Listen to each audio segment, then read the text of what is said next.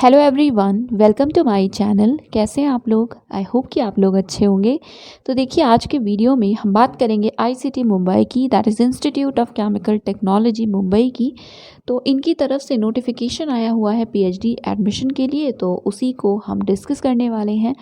तो डिस्कस करने से पहले देखिए, इनके ओवरऑल 3 कैंपस हैं, मुंबई, भुवनेश्वर एंड जलना में। तो इन्हीं के लिए, इन तीनों ही कैंपस के लिए प्रोग्राम्स हैं। तो प्रोग्राम्स किस पर्टिकुलर कैंपस में है या किस में आपको अप्लाई करना है, ये सारी चीज़ें अभी हम इनका जब एडवर्टीज़मेंट देखेंगे तो वो क्लियर हो जाएंगी। ठीक है, तो चलिए स्टार्ट करते हैं। देखिए, सबसे पहले आपको इनकी वेबसाइट पे विजिट करना होगा, विच इज़ ICTmumbai.edu.in। लिंक्स आपको सारी एज यूजुअल डिस्क्रिप्शन में मिल जाएंगी, आप चेक कर सकते हैं। तो यहाँ आप स्क्रॉल करेंगे तो एडमिशन का सेक्शन ही है, और ये देखिए 24 में डेटेड ये नोटिफिकेशन है, admission notice for doctoral programme, right. और यहाँ पे बाकी जो चीज़ें हैं आप वो भी देख सकते हैं। अभी हम वन बाय वन ओपन करेंगे। तो सबसे पहले हम ओपन करेंगे जो नोटिफिकेशन है, तो आप रिफ़्रेश कर सकते हैं पेज को या रीड मोर पे क्लिक कर सकते हैं, एंड देन हम ओपन करेंगे एडमिशन नोटिस को फॉर डॉक्टरल प्रोग्राम्स। तो ये पेज ओपन होगा और यहाँ पे एज यू कैन सी ये है वो नोटिस एडमिशन फाइल। तो चलिए पहले इसे देखते हैं और फिर हम बाकी जो भी डिटेल्स हैं उन्हें देखेंगे। तो ये है एडमिशन नोटिस। यहाँ पे देखिए एड्रेस दिया हुआ है और बाकी जो भी इंफॉर्मेशन है वो भी दी हुई है, राइट। तो 24 में डेटेड है जैसा मैंने बोला, और ईमेल वगैरह भी देखिए यहाँ पे दिया हुआ है, admission@ictmumbai.edu.in।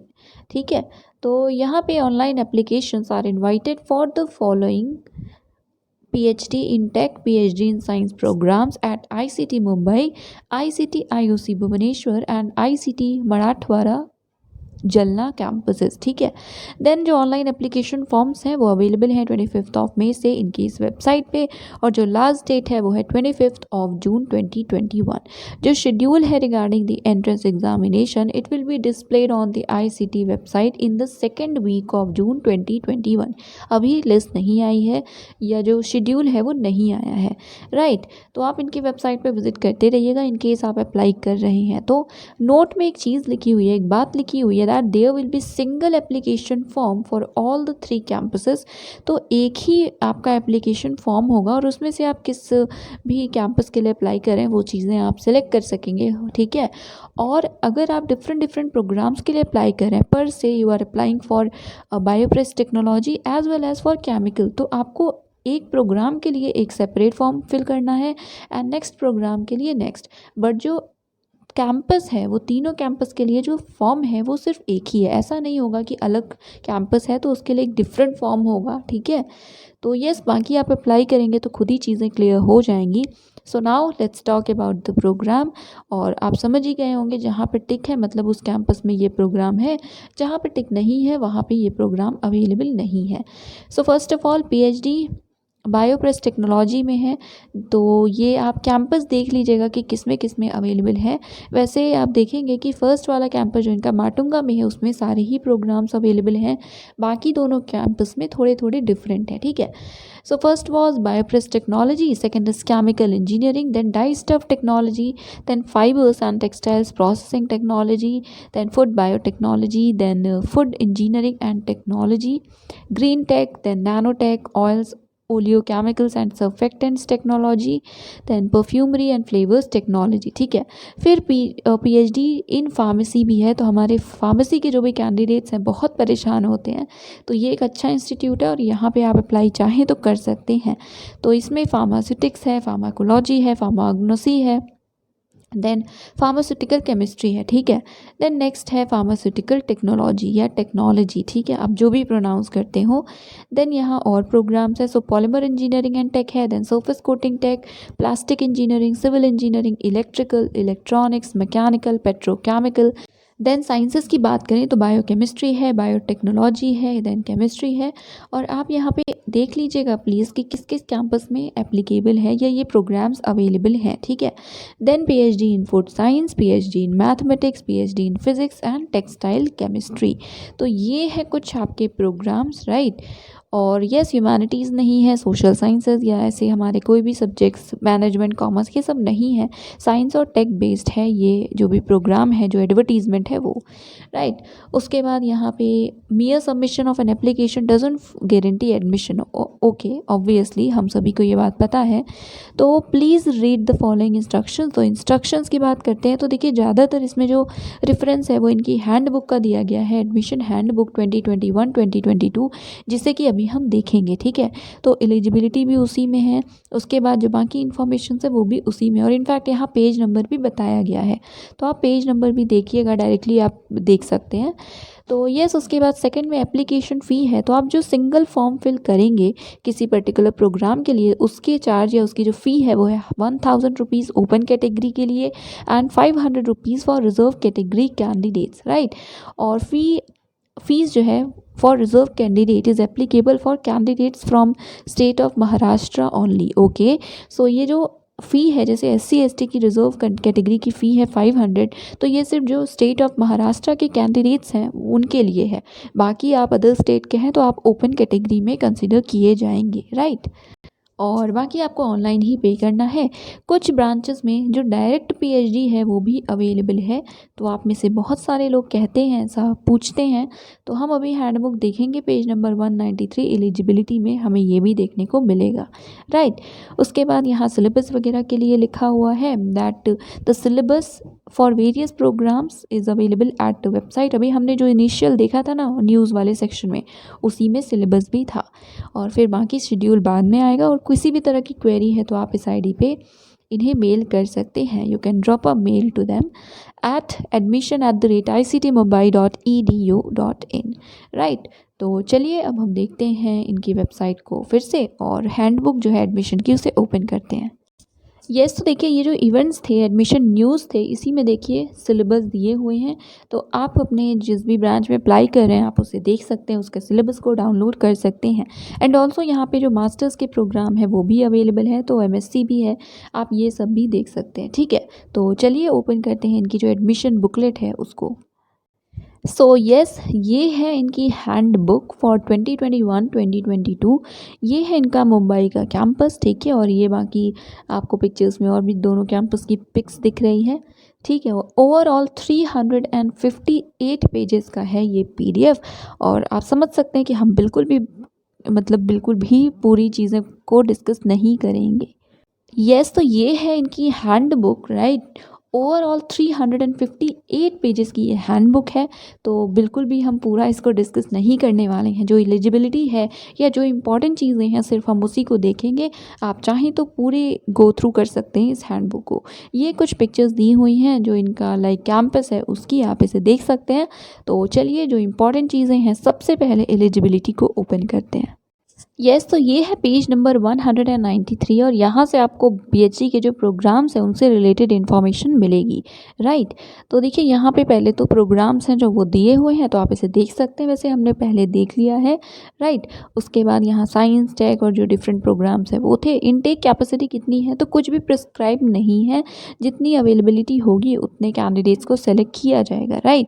उसके बाद यही है कि no admission to a PhD programme is done without fellowship except sponsored candidates although the amount may vary। तो हम एलिजिबिलिटी देखते हैं। वैसे इस लाइन का मतलब तो यही हुआ है कि जिन्हें फेलोशिप नहीं मिलती वो जो रेगुलर PhD है उसके लिए अप्लाई नहीं कर सकते। देन यहाँ पे PhD है फार्मेसी में, जो 4 डिफरेंट ब्रांचेस के लिए है। तो ये चीज़ें आप पढ़ लीजिए अगर आप फार्मेसी में इंटरेस्टेड हैं। उसके बाद ये देखिए यहाँ पे आपको अलग अलग कुछ और इन्फॉर्मेशन दी हुई है कि अगर आप 1 से लेकर के 14 तक के जो भी हमारे सीरियल नंबर थे, और हाँ पहले ही मैं बता दूँ ये जो सीरियल नंबर्स है ना ये इंपॉर्टेंट है क्योंकि एलिजिबिलिटी में भी ये रोल प्ले करेंगे। तो आपको सीरियल नंबर से देखनी होगी एलिजिबिलिटी भी, राइट। सो ये सब हम बार बार इसको ऐसे मूव नहीं करेंगे, स्क्रॉल नहीं करेंगे एक बार, ठीक है। हम जनरली डिस्कस करेंगे, बट आप एक बार देखिएगा ज़रूर इसको, राइट। तो चलिए एलिजिबिलिटी की बात करते हैं। सो फेलोशिप के लिए बहुत स्पेसिफिक नहीं लिखा है, बट हाँ एक चीज़ क्लियर है, जैसा मैंने बोला कि जो फेलोशिप होल्डर्स हैं उन्हीं को प्रेफरेंस मिलेगी, और अगर आप फेलोशिप होल्डर हैं तो ज़रूर अप्लाई कीजिएगा। सो एनीवेज, सो यहाँ पे है एलिजिबिलिटी क्राइटेरिया, राइट। तो सबसे पहले है PhD टेक और PhD साइंस के लिए। तो देखिए यहाँ सीरियल नंबर 1 वाला जो था उसके लिए है ये क्राइटेरिया, राइट। तो आई थिंक ये वेट देख लेते हैं बस एक बार. So first is bioprocess technology and second is chemical engineering, right? So first है, हमने देखा तो इसके लिए जो क्राइटेरिया है बायोप्रोसेस टेक्नोलॉजी के लिए, so bachelor plus master, bachelor engineering technology या फार्मेसी में हो, एंड जो मास्टर्स डिग्री है वो केमिकल इंजीनियरिंग, बायोप्रोसेस टेक्नोलॉजी या इन सारे एरियाज़ में से किसी में हो, ठीक है. एंड साथ में मार्क्स 60% आपके होने चाहिए. पीएचडी टेक में जो सीरियल सेकंड था दैट इज़ केमिकल इंजीनियरिंग, उसके लिए मास्टर्स डिग्री पास होना चाहिए. केमिकल इंजीनियरिंग, केमिकल टेक्नोलॉजी या कोई ब्रांच आईसीटी का हो, फार्मेसी, प्लास्टिक इंजीनियरिंग या ये सारे जो भी ब्रांचेस हैं ना, प्लीज़ आप इसको अच्छे से देखिएगा. इनमें से किसी में अगर आपने क्वालिफाई किया है, मास्टर्स डिग्री है, देन आप एलिजिबल हैं और मार्क्स 60% ही है. देन पीएचडी टेक में सीरियल नंबर 3, 4, उसके बाद 7 से 15 तक के लिए कैंडिडेट्स का मास्टर्स डिग्री होना चाहिए इनमें से किसी एरिया में, राइट, 60% मार्क्स के साथ. पीएचडी इन टेक्नोलॉजी में जो 5th नंबर है उसके लिए आपके पास क्राइटेरिया क्या है, सो बैचलर्स और मास्टर्स दोनों, बैचलर्स इनमें से किसी एरिया में आपने किया हो, ठीक है, और जो मास्टर्स है वो इनमें से किसी एरिया में किया हो 60% मार्क्स के साथ. तो जहाँ पे बैचलर्स मास्टर्स दोनों दिया है तो आपके स्पेसिफिकली डिसिप्लिन के लिए ये दिया हुआ है. ऑब्वियसली आप मास्टर्स बिना बैचलर्स के तो नहीं किया होगा ना आपने, तो ये बस डिसिप्लिन के लिए दिया हुआ है कि इन स्पेसिफिक डिसिप्लिन में से किसी में आपने किया हो क्वालिफाई अपना bachelor's, right. Then serial number 6 के लिए है अगेन बैचलर्स डिग्री हो आपके पास फूड टेक में या फूड इंजीनियरिंग एंड टेक में, एंड मास्टर्स डिग्री हो इनमें से किसी डिसिप्लिन में 60% मार्क्स के साथ, राइट. उसके बाद सीरियल नंबर 16 से 19 के लिए यहाँ पे क्वालिफिकेशन दी हुई है, ठीक है. देन साइंस प्रोग्राम्स की बात हम करते हैं. सो साइंस प्रोग्राम के लिए 20 एंड 21 के लिए मास्टर्स डिग्री होना चाहिए किसी भी बायोलॉजिकल फैकल्टी ऑफ साइंस में 55% मार्क्स के साथ, ठीक है. तो यहाँ पे साइंसेस के लिए 55% है इनका क्राइटेरिया. देन 22, 24 और 25 नंबर के जो भी सब्जेक्ट्स हैं आप देखिएगा, उसके लिए अगेन 55% किसी रिस्पेक्टिव सब्जेक्ट में आपने किया हो मास्टर्स. एंड 23 सीरियल नंबर के लिए यहाँ पे एमएससी आपने इनमें से किसी सब्जेक्ट में किया हो, फूड साइंस है आई थिंक, ठीक है, 60% मार्क्स के साथ. तो अपने सीरियल नंबर के सामने जो भी आपका मतलब सब्जेक्ट है उस सीरियल नंबर का प्लीज़ एक बार देख लीजिएगा क्राइटेरिया क्या है, राइट. देन नेक्स्ट है पीएचडी साइंस नंबर 26 का, तो 55% है, ठीक है. तो ये देख लीजिएगा. अब हम बात करते हैं क्वालिफिकेशन की. सो कैंडिडेट जिन्होंने पास किया है masters degree by research of any university, उनके लिए है कि उन्हें तभी कंसिडर किया जाएगा जब उनके पास फेलोशिप होगी, ठीक है. देन नेक्स्ट है कि इंस्टीट्यूट का जो रिटन टेस्ट है और जो इंटरव्यू है वो आपको क्वालिफाई करना होगा, मेरिट में आना होगा तभी एडमिशन होगा, डायरेक्ट नहीं होगा. देन नेक्स्ट है जो भी कैंडिडेट्स है जिन्होंने NET, GATE, GPAT, CSIR, DBT, JRF exam qualify किया है, फेलोशिप बेसिकली है, तो आपको प्रेफरेंस मिलेगी, राइट.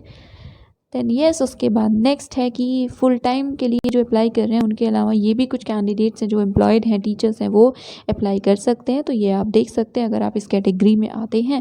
उसके बाद यहाँ पे मार्क्स वगैरह के लिए लिखा हुआ है कि जो सिलेक्शन होगा चाहे वो गेट क्वालिफाइड हो, जेआरएफ हो, नो मैटर, बट हाँ सबको एंट्रेंस देना होगा और इंटरव्यू के बेस पे प्रॉपर जो मार्क्स हैं वो बनेंगे, देन सिलेक्शन होगा, राइट. उसके बाद एक और चीज़ लिखी हुई है, वो ये है कि जो पर्सन्स या जो भी कैंडिडेट्स हैं वो have qualified in net, JRF या सीएसआईआर, डीबीटी का JRF and holding valid fellowship obtained from government funding agencies are exempted from the entrance written test.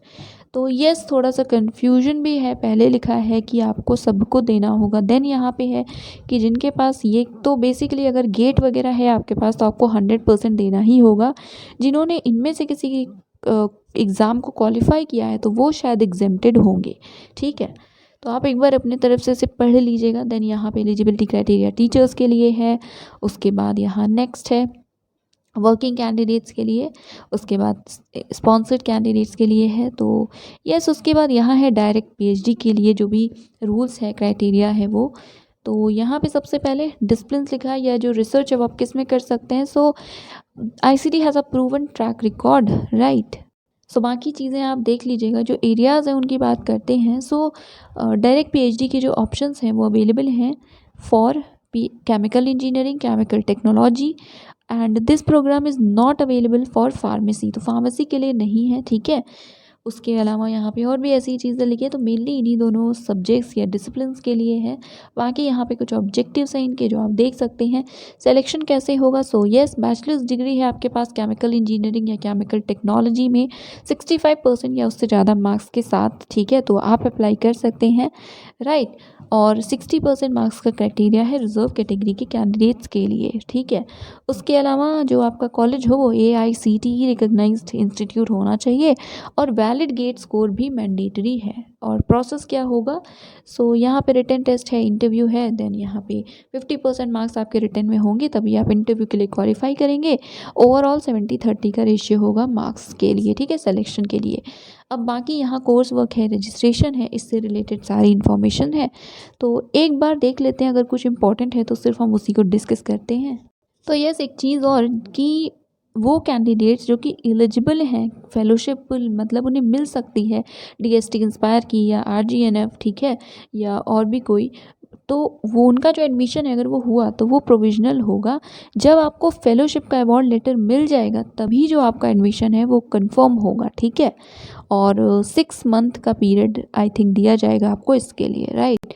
तो यस, बेसिकली फेलोशिप्स हैं तभी आपको प्रेफरेंस मिलेगी, तभी आपका एडमिशन होगा।